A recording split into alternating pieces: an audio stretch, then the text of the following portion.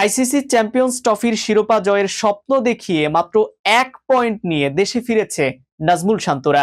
এরপরই দেশ জুড়ে সমালোচনা শুরু হয়েছে।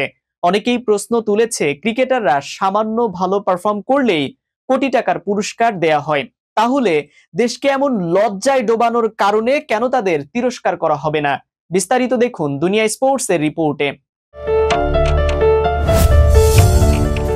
নিউজিল্যান্ডের বিপক্ষে হেরে চ্যাম্পিয়ন্স ট্রফি গ্রুপ পর্ব থেকে বিদায় নিল বাংলাদেশ দল। প্রতিবারের মতো এবারও বড় মঞ্চে প্রত্যাশা ছিল আকাশ ছোঁয়া, কিন্তু পারফরমেন্স হতাশাজনক।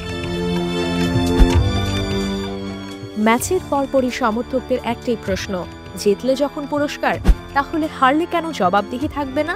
চ্যাম্পিয়ন্স ট্রফির আগে অধিনায়ক নাজমুল হোসেন শান্ত সহ দলের সিনিয়র খেলোয়াড়রা আশার বাণী শুনিয়েছিলেন, কিন্তু মাঠে ব্যাটিং বোলিং দুই বিভাগেই ছন্দহীন ছিল দল। রাওয়ালপিন্ডির ব্যাটিং সহায়ক উইকেটে 236 রানের সংগ্রহ যথেষ্ট ছিল না। বিশেষ করে মিডল অর্ডারের দায়িত্বহীন ব্যাটিং ভক্তদের হতাশ করেছে। নিউজিল্যান্ডের রাচিন রবীন্দ্র ও টম লাথামের ব্যাটিং দেখিয়েছে চাপের মধ্যে কিভাবে দায়িত্ব নিতে হয়। বাংলাদেশ দল যখন কোনো সিরিজ বা বড় ম্যাচ জেতে, তখন তাদের জন্য থাকে নানা পুরস্কারের ঘোষণা। নগদ টাকা, ফ্ল্যাট, গাড়ি সবই থাকে জয়ী দলের জন্য। কিন্তু যখন দল ব্যর্থ হয়, তখন কোনো জবাবদিহিতা থাকে না, বরং ব্যর্থতার দায় এড়ানোর জন্য শোনা যায় অজুহাত, ভাগ্য খারাপ, অভিজ্ঞতার অভাব কিংবা সুযোগ কাজে লাগাতে পারিনি। বিশ্ব ক্রিকেটের শক্তিশালী দলগুলো হারলে বিশ্লেষণ করা হয়, দায়ী খেলোয়াড়দের বাদ দেওয়া হয়, নতুনদের সুযোগ দেওয়া হয়। অথচ বাংলাদেশ ক্রিকেটে ব্যর্থতার পরও একই খেলোয়াড়রা সুযোগ পেয়ে যান, বড় কোনো পরিবর্তন দেখা যায় না। এটাই কি চলতে থাকবে, নাকি পারফরমেন্সের ভিত্তিতে দল গঠন হবে? জবাবদিহিতা ছাড়া উন্নতি সম্ভব নয়।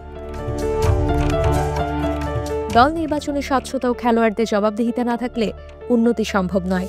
নির্বাচক, কোচিং স্টাফ এবং বোর্ড কর্মকর্তাদের ভুল সিদ্ধান্তের প্রভাব সরাসরি মাঠের পারফরমেন্সে পড়ে।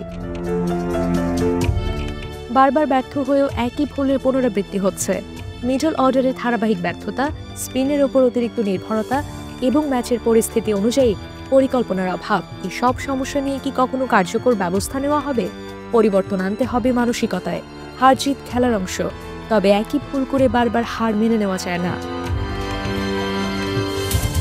পুরস্কারের পাশাপাশি খেলোয়াড়দের ব্যর্থতার জন্য জবাবদিহিতাও থাকা দরকার। শুধুমাত্র সমালোচনা নয়, কাঠামোগত পরিবর্তন জরুরি। দল নির্বাচন, কোচিং, পরিকল্পনা সবকিছুতেই পেশাদারিত্ব আনতে হবে। বাংলাদেশ ক্রিকেট বোর্ড যদি সত্যি উন্নতি চায়, তাহলে ভবিষ্যতে ভালো করবে বলে দায় এড়িয়ে না গিয়ে বাস্তব পদক্ষেপ নিতে হবে। না হলে প্রশ্ন থেকেই যাবে, জিতলে পুরস্কার, তাহলে হারলে কেন নয় তিরস্কার?